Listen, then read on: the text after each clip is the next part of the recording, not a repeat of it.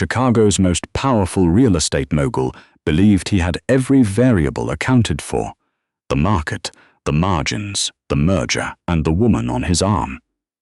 What he didn't account for was the soft-spoken hotel dining room attendant who noticed something no one else in that gilded room had thought to look for. Simone Farrell had a talent for disappearing. Not literally, of course, but in the world of five-star hospitality, invisibility was a professional skill, and Simone had mastered it the way other people mastered languages or instruments, out of necessity and then out of pride. At 29, she moved through the dining room of the Aldercroft, Chicago's most storied luxury hotel, with the practiced silence of someone who understood that the wealthy did not come to see the help. They came to be seen by each other. The Aldercroft's dining room, perennial, occupied the entire third floor of the building and looked out over the city through floor-to-ceiling windows that were cleaned every morning before 6. The tables were dressed in sphere linens. The stemware was regal. The guests were the kind of people whose names appeared on the sides of university buildings. Simone had been working at Perennial for 2 years, which was long enough to know every exit, every server station, and every trick the kitchen pulled when a dish wasn't quite right. Long enough, also, to know that her manager, a tightly wound man named Howard Price, considered her unremarkable. She was reliable. She was quiet. She didn't cause problems, and in Howard's estimation, that was the ceiling of her professional value. What Howard didn't know, what nobody at the Aldercroft knew, was that 3 years earlier, away from completing her nursing degree at Northwestern, she had been, by every measurable standard, exceptional. Her professors had said so. Her clinical supervisor had pulled her aside once to say that Simone had the rarest combination of clinical precision, of intuition, and genuine intuition. She could read a patient's face faster than most residents could read a chart. Then her mother got sick. Not slowly sick, the way stories sometimes unfold with room to adjust and plan. Rosalind Farrell had a stroke on a Thursday afternoon in November, and by Friday morning, the left side of her body had stopped cooperating entirely. The medical bills that followed were not catastrophic in the way that broke families overnight. They were catastrophic in the way that eroded everything gradually, the way water ruins a foundation, quietly, invisibly, until one day the whole structure is compromised. Simone left Northwestern at the end of that semester. She told herself it was temporary. 2 years later, she was carrying a water pitcher through a dining room that charged $400 for a tasting menu, and the word temporary had quietly stopped meaning anything. She still kept her nursing textbooks in a box under her bed. She wasn't sure why. That particular Thursday evening, the energy in Perennial was different. The staff had been briefed that morning. Vincent Hargrove was coming in.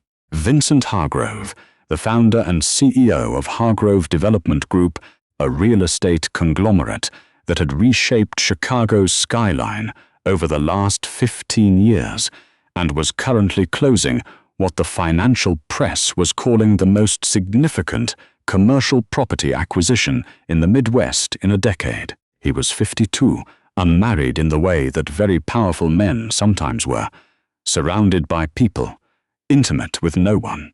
He was also, according to Howard, the most important guest this room has seen in 18 months, which Howard said with the gravity of a man announcing a state funeral.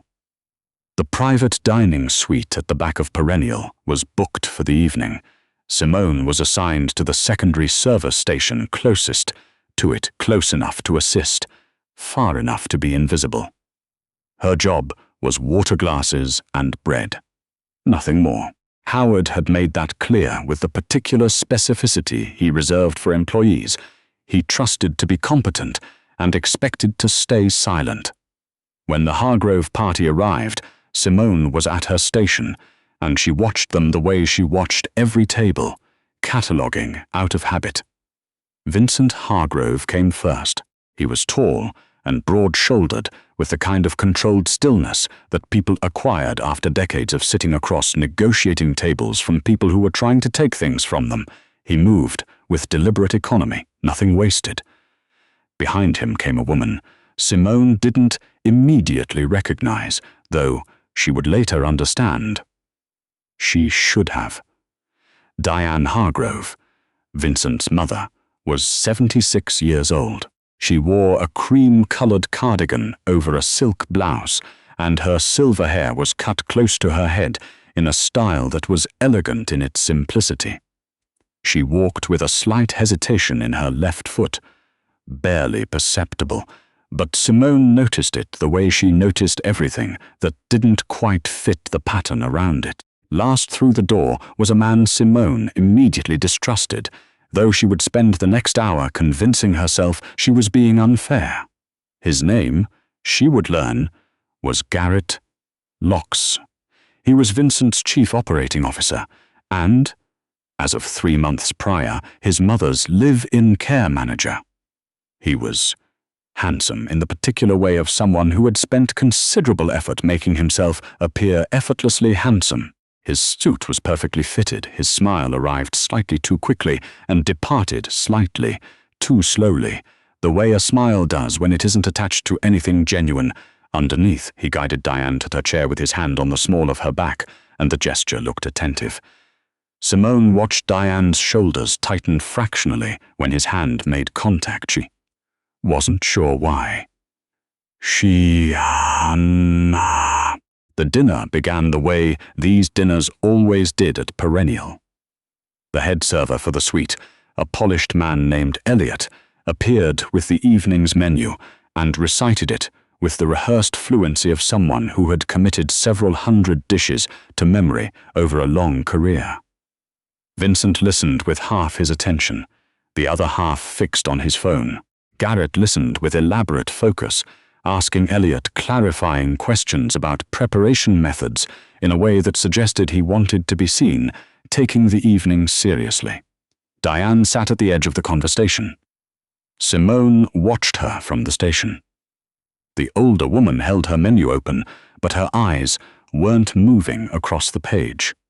She was watching her son's mouth, not the way someone watches a person they're listening to, but the particular close, concentrated attention of someone who is reading lips. Simone's chest went very still. She had learned to read that kind of attention during her mother's recovery. After the stroke, Rosalind had spent 4 months in a fog of impaired speech and processing.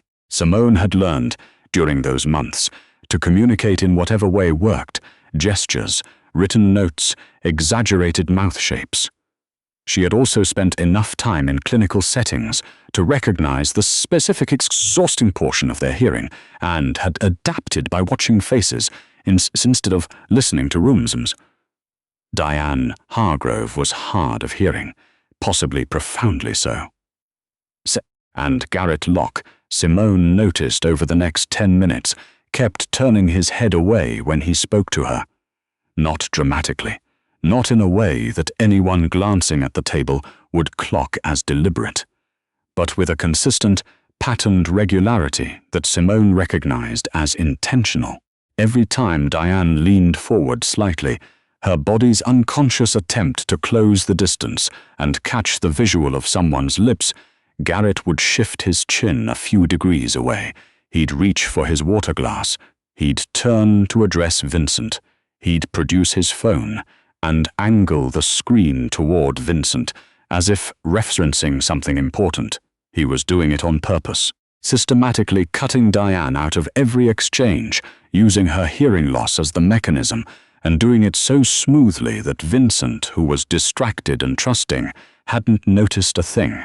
Simone refilled a water glass at the nearest table and told herself it wasn't her business. Then Elliot returned to take the order. "Mrs. Hargrove," Elliot said, addressing Diane directly and professionally, "do you have any dietary restrictions this evening I should note for the kitchen?" Diane looked up. She hadn't caught the full question. Simone could tell by the slight delay, the careful gathering of whatever she'd managed to lip-read. Before Diane could respond, Garrett placed his hand lightly on the table and said, "Diane's managing a few things right now. Her digestion has been sensitive lately." He smiled at Elliot with the easy authority of a man who expected to be accommodated. The poached salmon, plain preparation, nothing acidic. Diane's head turned toward Garrett. She had caught enough of that to understand what was happening. Her lips moved slightly, the beginning of an objection, and she touched his arm. Garrett patted her hand once, the way you'd pat a restless child, and turned back to Vincent to say something about the third-quarter projections. The moment was stood at her station with a linen folded over her arm, and felt something shift in her chest, that was entirely familiar and entirely unwelcome. And she had watched cashiers do this to her mother during the months of recovery. She had watched a hospital administrator do it once, in a way so practiced and so clinical that it had taken Simone several seconds to understand that the woman was not helping her mother complete a form. She was completing it herself, with answers her mother hadn't given. The feeling in Simone's chest wasn't outrage. It was older and quieter than outrage. It was recognition. She moved back toward the suite on the pretense of checking the breadbasket, and it was in that moment, standing 2 feet from Diane Hargrove's left shoulder, that she saw it. Diane's hands were in her lap. Her fingers were moving. They were small, controlled movements, close to her thighs, not directed at anyone. The private language of a woman who had given up, expecting to be understood. But the shapes her hands were making were clear to anyone who knew how to look. Alone, afraid. No one listens. Simone had learned basic American Sign Language during her mother's recovery, not because her mother was deaf, but because there had been a period of 3 weeks where Rosalind could neither speak clearly nor write steadily, and Simone had learned every tool available to her. She was not fluent, but she was functional, and she could read those 3 signs as easily as she could read her own handwriting. She looked at Elliot, who was describing the wine pairings to Vincent with animated expertise. She looked at Garrett, who was watching Vincent's reaction to something with a composed, calculating attention. She looked at Vincent, who was nodding at Elliot with the distracted cordiality of a man whose mind was in 3 other places simultaneously. She thought about Howard Price, who had told her that morning, in the particular tone he reserved for preemptive threats, that this evening was not the occasion for anything other than flawless, invisible service. She thought about her mother and the medical bills still sitting on the kitchen counter at home, and the fact that she was already 1 month behind on 2 of them. She thought about all of it for approximately 4 seconds. Then she set down the breadbasket and stepped into the suite. "Excuse me," she said. Her voice came out quieter than she intended, barely above a conversational level. Elliot turned with an expression of polite alarm. Garrett looked at her with the particular focus of someone reassessing a variable they had already dismissed as unimportant. Simone didn't look at either of them. She looked at Diane. She raised her hands. "Hello. My name is Simone. I work here. I noticed you. Are you all right?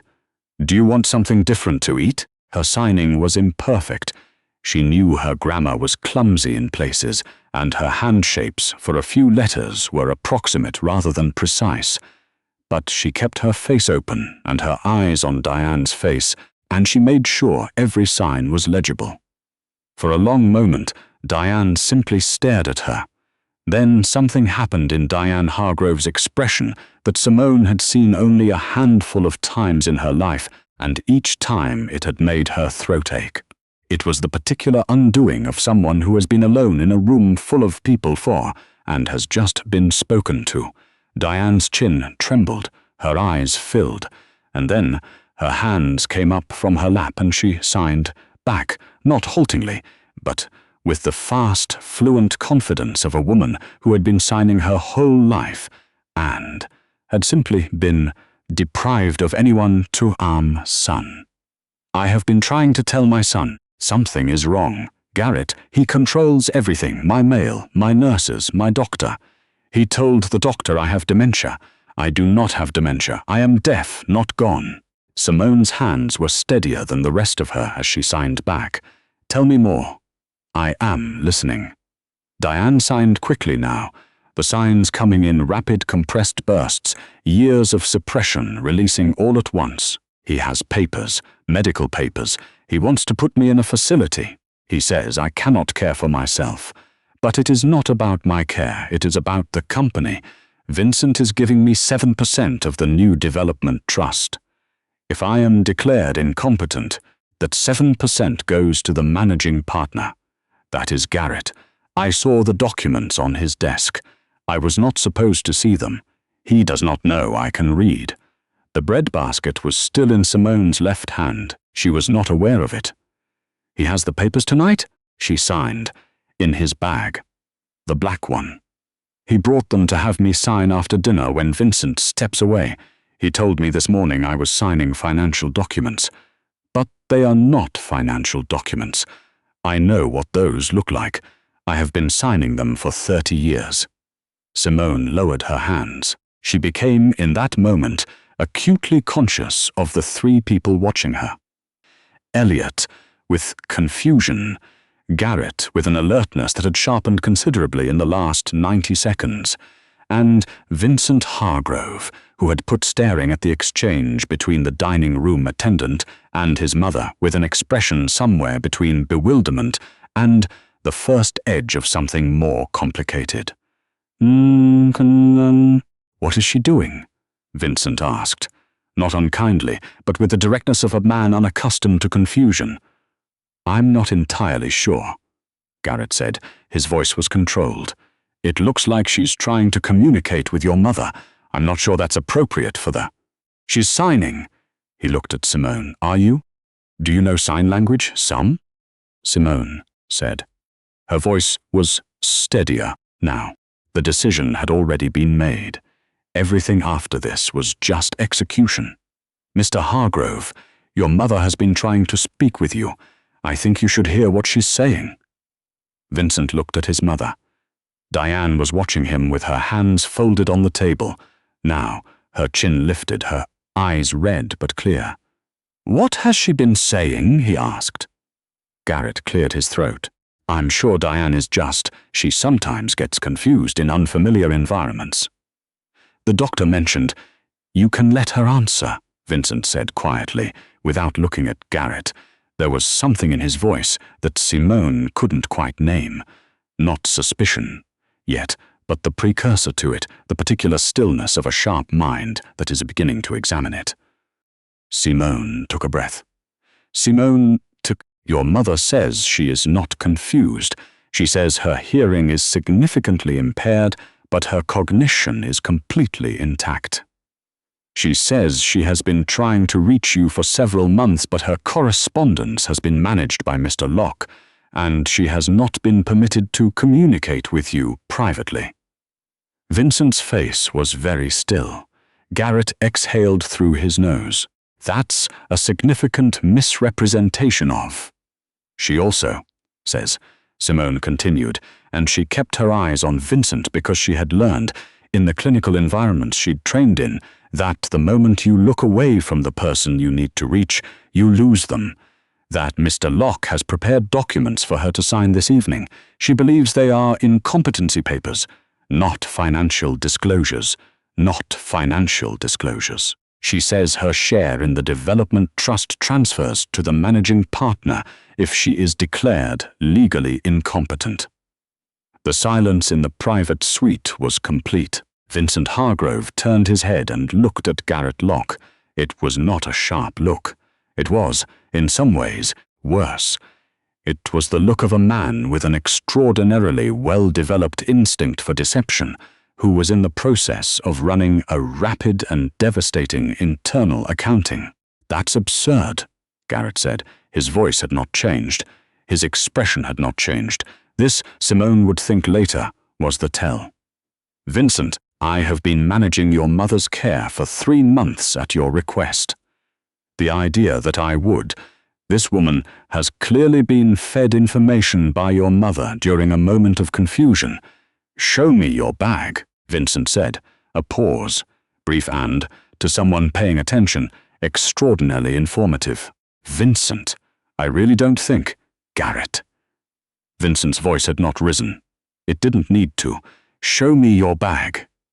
Garrett Locke reached down with controlled, unhurried movements and placed his slim, leather document bag on the table.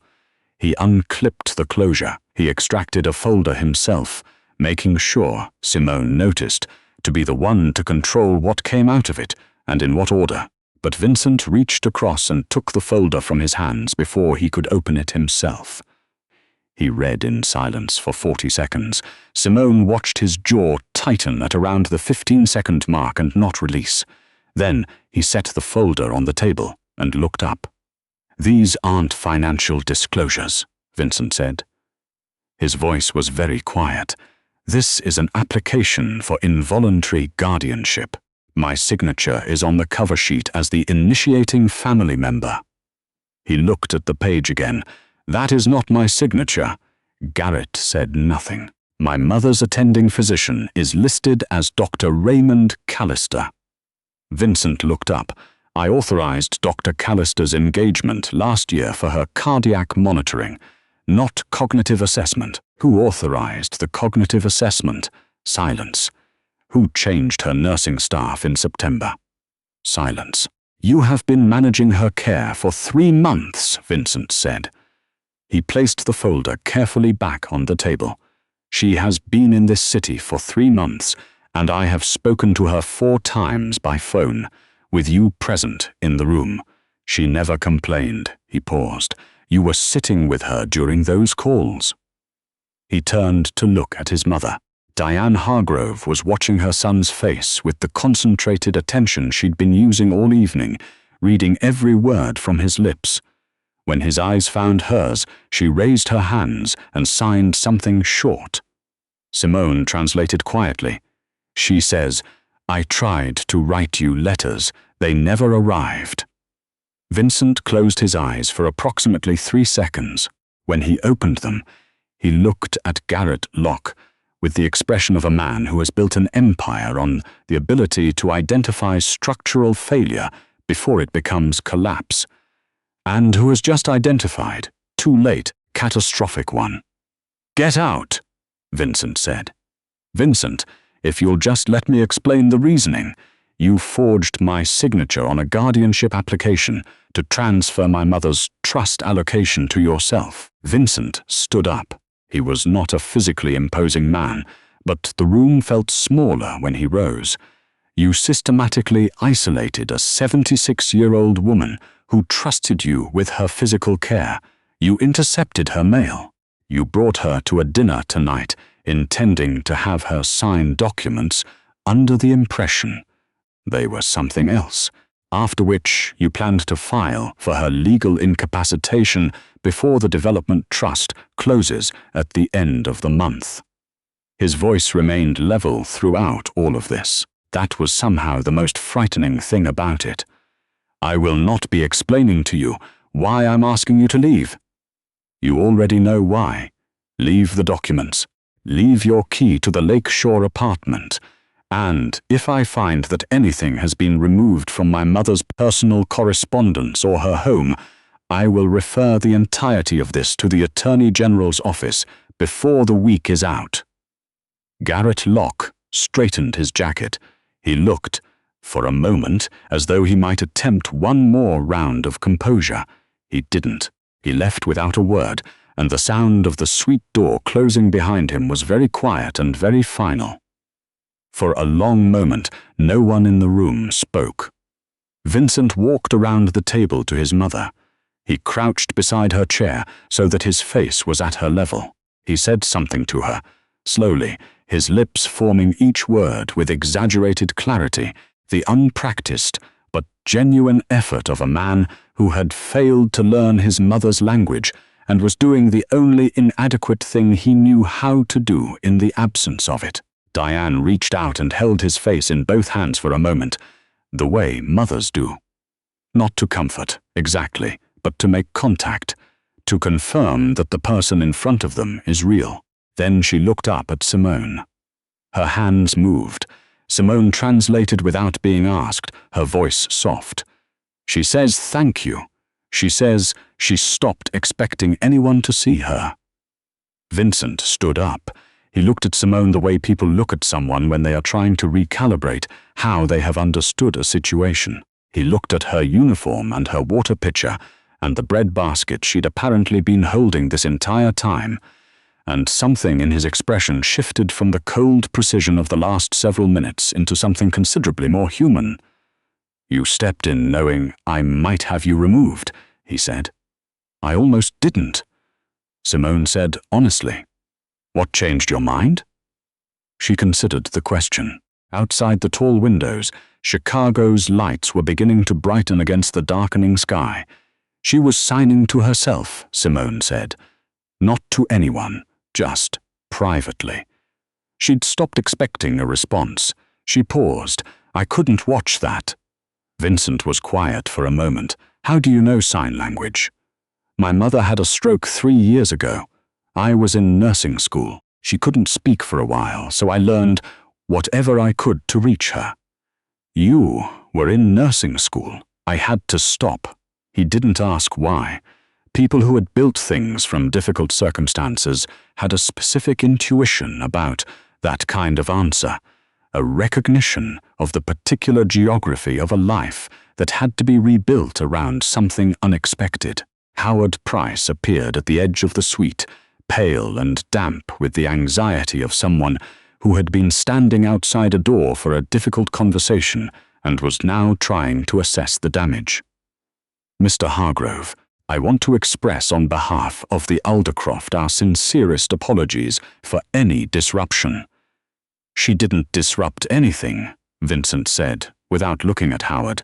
"She prevented something." He looked at Simone again. "I'd like to know what you're being paid." Howard opened his mouth. "I was asking her," Vincent said. Simone told him. There was no point in anything but directness. At this juncture, Vincent nodded, as though confirming a calculation he'd already run.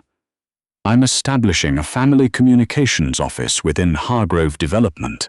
My mother needs a dedicated liaison, someone who can facilitate her communication at board meetings, family functions, medical appointments, someone whose primary professional obligation is to her, not to me or to anyone else on my staff." He paused. "I'd like to offer you the position. The compensation would be substantial. So would the responsibility." Simone thought about the box under her bed with the nursing textbooks in it. She thought about her mother at home, 3 months stronger than she'd been a year ago. Steadier on her feet, returning to herself in increments that still occasionally made Simone cry in the car on the way to work. She thought about standing in Perennial's kitchen at 5:30 every morning cutting bread for people who would not look at her face. Diane was watching her with warm, clear eyes. She raised one hand and signed a single word, "Stay." "Yes," Simone said. "I'll take it." She walked out of Perennial that night not through the service corridor, the way she had walked out every other night for 2 years, but through the main dining room beside Diane Hargrove, their steps falling into an easy and unhurried rhythm, past the Riedel stemware and the Sfera linens and the guests who glanced up briefly before returning to their own reflections in the floor-to-ceiling glass. Diane slipped her arm through Simone's just before they reached the elevator. Some forms of fluency have nothing to do with language. Sometimes the most important thing you can learn is simply how to look at someone until they feel found.